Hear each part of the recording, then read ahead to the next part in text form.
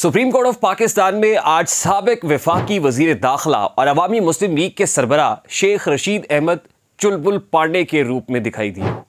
चुलबुल पांडे मैं इसलिए कह रहा हूं कि चुलबुल पांडे इंडियन मूवी दबंग का एक ऐसा कैरेक्टर था कि जिसमें वो एक पुलिस ऑफिसर का रोल प्ले करता है और उसके अंदर जो हीरोइन है सोनाक्षी सिन्हा, वो एक डायलॉग कहती है, थप्पड़ से डर नहीं लगता साहब, प्यार से लगता है। शेख साहब के साथ असल में हुआ क्या था? क्या मारा पीटा गया? क्या सॉफ्टवेयर अपडेट हुआ? क्या चपेड़े पड़ी? क्या गिरेबान से पकड़ा गया? क्या मुंह लाल हुआ? और फिर वो ये भी कह रहे हैं कि भाई मुझसे सवाल ना करें, क्योंकि सवाल करेंगे तो आप चाहते हैं कि मैं एक दफा फिर चिल्ले पे चला जाऊं। चिल्ले के बारे में बता दें, ये कौन सा नक्शबंदी सिलसिला है या किधर आप चाहते हैं कि एक चिल्ला और लगे मेरा एक चिल्ला। अस्सलाम वालेकुम मेरे सादा से पाकिस्तानियों, मेरा नाम रेहान तारिक है और आप मेरा यूट्यूब चैनल और फेसबुक पेज देख रहे हैं।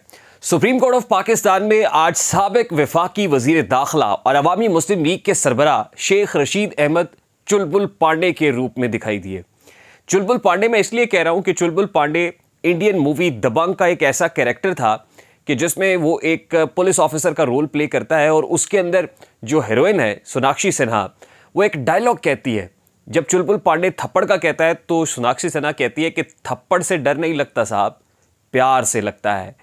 वो प्यार जो शेख रशीद अहमद साहब को गेट नंबर 4 से मिला है, उस प्यार में शेख रशीद अहमद साहब इतना आगे निकल गए कि वो काम किए कि शेख रशीद को इस्टेब्लिशमेंट का लाडला या इस्टेब्लिशमेंट का हरकारा या इस्टेब्लिशमेंट का तर्जुमान कहकर पुकारा जाने लगा। लेकिन वही शेख रशीद कि जिसके बाद प्यार की कुछ राहें उखड़ी उखड़ी सी हुई तो शेख रशीद अहमद ने उसी इस्टेब्लिशमेंट पर ताक ताक के हमले करना शुरू कर दिए।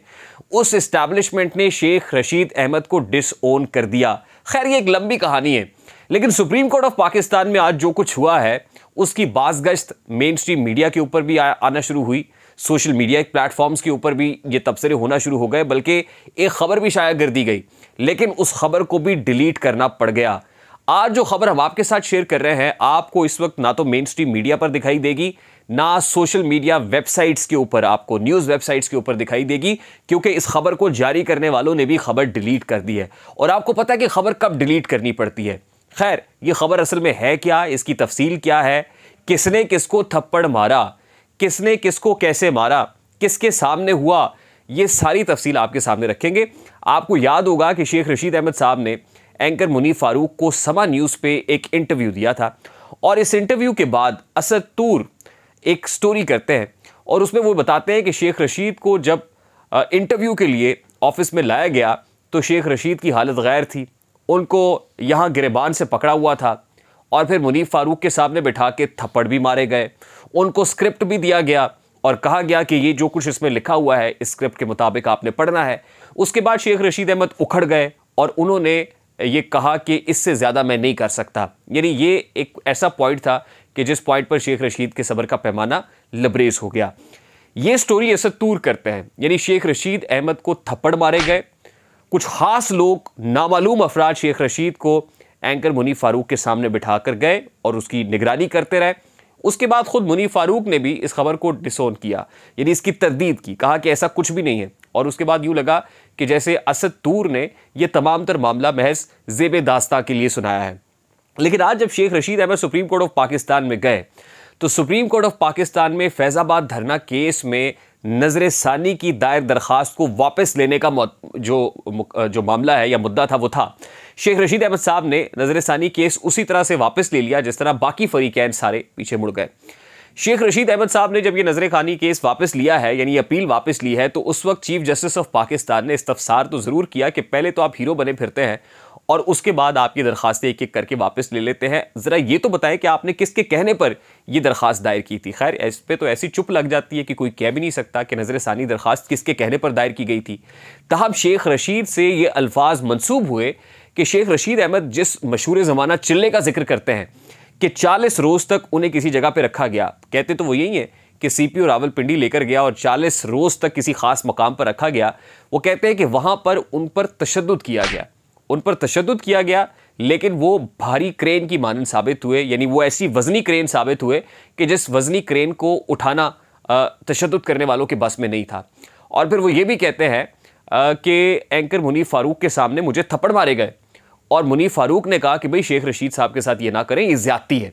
यानी शेख साहब सुप्रीम कोर्ट ऑफ पाकिस्तान के अंदर बरमला इतराफ़ करते हैं कि उन्हें तशद्दुद का निशाना बनाया गया है, उन पर तशद्दुद किया गया है, उनको मारा पीटा गया है, एंकर के सामने बिठा के थप्पड़ मारे गए हैं। और फिर वो ये कहते हैं कि मुझे 3-4 सफ़ात पर मुश्तमिल एक स्क्रिप्ट दिया गया है, उसको तो कहते हैं मैं पानी के साथ घोल के पी गया, यानी पानी के साथ उस स्क्रिप्ट को मैं निकल गया।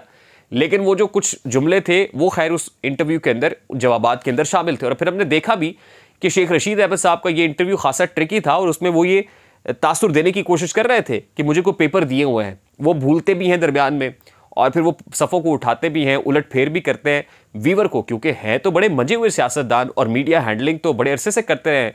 वफाकी वज़ीर इत्तलात होने का शर्फ भी आपको हासिल रहा है, यानी मीडिया के साथ एंगेजमेंट बड़ी पुरानी है। तो शेख रशीद अहमद साहब को रेटिंग मास्टर भी कहा जाता है। तो ये सारे करतब तो वो कर रहे थे, आज भी उन्होंने ऐसा ही करतब करने की कोशिश की।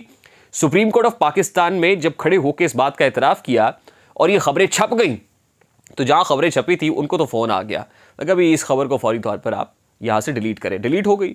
शेख रशीद का सॉफ्टवेयर भी अपडेट हुआ, शेख रशीद तक भी खबर पहुंची। शेख साहब जब बाहर आए तो उस वक्त मतलब इसको मुनाफिकाना तर्ज अमल कहें या कुछ और कहिए कि अल्लाह रसूल का वास्ता दे के कसमें उठाकर ये कहा कि भी मुझे तो किसी ने कोई तशद्दुद नहीं किया, और फिर अगले लम्हे ये भी कह दिया कि जिसने तशद्दुद किया मैं उसको माफ़ करता हूँ।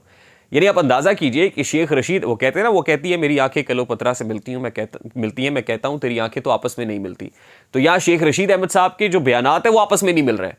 वो कहते हैं मुझ पर तशद्दुद नहीं किया गया, हाँ जिसने तशद्दुद किया उसको मैं माफ़ करता हूँ। भाई इसका क्या मतलब था, क्या कह रहे थे शेख रशीद अहमद साहब, जरा मैं आपको दिखाना चाहता हूँ। मैं 40 दिन रहा हूँ चिल्ले में, मेरे साथ कोई तशद्दुद नहीं हुआ, मैंने सारी पुलिस को भी माफ किया, जिन लोगों ने तशद्दुद किया उनको भी माफ किया। शेख रशीद अहमद साहब को, जो साबिक वफाकी वज़ीर दाखिला हैं, उनको आपने सुना और वो इस बात की तरदीद कर रहे हैं कि उन पर कोई तशद्दुद हुआ, और दबे अल्फाज में ये बताने की कोशिश भी कर रहे हैं कि उन पर तशद्दुद हुआ है। फिर वो ये भी कह रहे हैं कि पाक फौज के साथ उनका बड़ा दरीना ताल्लुक है, गेट नंबर 4 के साथ उनके बड़े दरीना ताल्लुकात हैं। और फिर वो ये भी कह रहे हैं कि भाई मुझसे सवाल ना करें, क्योंकि सवाल करेंगे तो आप चाहते हैं कि मैं एक दफ़ा फिर चिल्ले पे चला जाऊं। यानी जब सवाल हुआ तो फिर क्या कहा उन्होंने कि मैं एक दफ़ा फिर आप मुझे चिल्ले पर भेजना चाहते हैं, ज़रा वो भी आपके सामने रखते हैं। साहब चिल्ले के बारे में बता दें, ये कौन सा नक्शबंदी सिलसिला है या किधर आप चाहते हैं कि एक चिल्ला और लगे मेरा? एक चिल्ला। शेख रशीद अहमद साहब जैसे ही सुप्रीम कोर्ट ऑफ पाकिस्तान के प्रेमिसेस से निकले हैं, यानी उस कोर्ट रूम से बाहर आए हैं जहां पर चीफ जस्टिस ऑफ पाकिस्तान मौजूद थे, शेख रशीद अहमद के वकील से वो मुकालमा करते रहे, यानी जिसको कहते हैं ना कि कहना तीनों थे सुनाना नौनू, यानी वो वकील को तो कह रहे थे लेकिन शेख रशीद अहमद साहब के कान लाल हो रहे थे। तो जब शेख रशीद अहमद साहब सुप्रीम कोर्ट ऑफ पाकिस्तान के कोर्ट रूम नंबर 1 से निकले हैं तो सहाफ़ियों की तरफ से उनसे बहुत सारे सवालात किए गए, और ये सवाल भी हुआ कि आपने जो नजर सानी दरख्वास्त दायर की थी, ज़रा बताएं तो सी ना किसके कहने पर की थी। इसका जवाब शेख रशीद अहमद साहब के पास कोई नहीं था।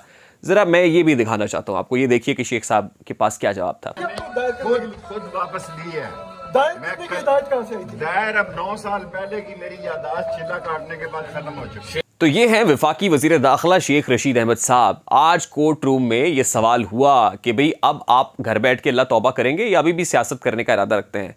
खैर इसके ऊपर सर उठाने की कोशिश जब शेख रशीद अहमद साहब ने की तो शर्मसारी से सर झुकाना पड़ा, क्योंकि कह दिया गया चीफ जस्टिस ऑफ पाकिस्तान की तरफ से कि भाई आपसे नहीं मैं पूछ रहा, मैं ज़रा ये वकील साहब से मुकालमा कर रहा हूँ, इनसे पूछ रहा हूँ। यानी शेख साहब जो बड़े चैंपियन समझते अपने आप को गुफ्तगू के, उनकी वहाँ पर बिल्कुल ऐसे लग रहा था कि एक नहीं चल रही है, बेबस हुए हुए हैं।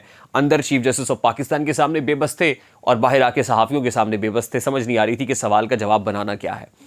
अब ज़्यादा सा सवाल यही है, आपके जहनों में भी होगा कि शेख साहब के साथ असल में हुआ क्या था, क्या मारा पीटा गया, क्या सॉफ्टवेयर अपडेट हुआ, क्या चपेड़े पड़ी, क्या गिरेबान से पकड़ा गया, क्या मुंह लाल हुआ, क्या एंकर मुनीफ फारूक ने रोका, कहा कि शेख साहब के साथ ये ना करें, ज्यादती हो रही है। अब जाहिर है कि जब सॉफ्टवेयर अपडेट होता है या मामलात इस तरह के होते हैं तो मुझे फिर शहबाज गिल का कहा हुआ वो मशहूर ज़माना जुमला याद आ जाता है कि भाई करने वाले सॉफ्टवेयर ही नहीं बल्कि हार्डवेयर भी अपडेट करते हैं। तो इस हवाले से मुझे और कुछ कहने की ज़रूरत नहीं है। लेकिन शेख रशीद अहमद जो असली और नस्ली कहते थे अपने आप को और कहते थे कि मेरी कोई प्रेस कॉन्फ्रेंस नहीं आएगी, मैं खान के साथ डटा रहूँगा, अब वो प्रेस कॉन्फ्रेंसेस भी कर रहे हैं, वो इंटरव्यूज़ भी दे रहे हैं, वो सहाफ़ियों में भी घिरे हुए हैं, यानी जान को जल्दी छूटती हुई नज़र नहीं आ रही। शेख साहब किस मिशन पे हैं? मैं शायद पहले भी इस बात का तज़किरा कर चुका हूँ कि गेट नंबर 4 के लाडले शेख रशीद अहमद, ये हो नहीं सकता कि गेट नंबर 4 के हल्के से गेट नंबर 4 हार जाए। तो गेट नंबर 4 के हलके में किसी को जिताना मकसूद है, ताकि गेट नंबर 4 का जो हल्का है, प्रेमिसेस है, उसको सिक्योर किया जा सके। इंतखाबी माहौल है, और इंतखाबी माहौल में अगर आपने सुलह सफाई ना रखी, मामलात ऐसे ही हेड ऑन रखे, कोलिजन होती रही, लड़ाई झगड़े होते रहे, तो चीज़ें ख़राब हो जाएंगी। इसलिए शेख रशीद अहमद अब तैयार है। जो सवाल अंदर हुआ, जिसका जवाब वो नहीं दे सके, अब वो सियासत भी करेंगे, गेट नंबर 4 के हल्के से मैदान में उतरेंगे भी, और कभी इम्कानात हैं कि शायद को खुशखबरी भी सुना देंगे। मुझे रेहान तारिक को इजाज़त दीजिए, अपना बहुत सारा ख्याल रखिएगा। अस्सलाम वालेकुम।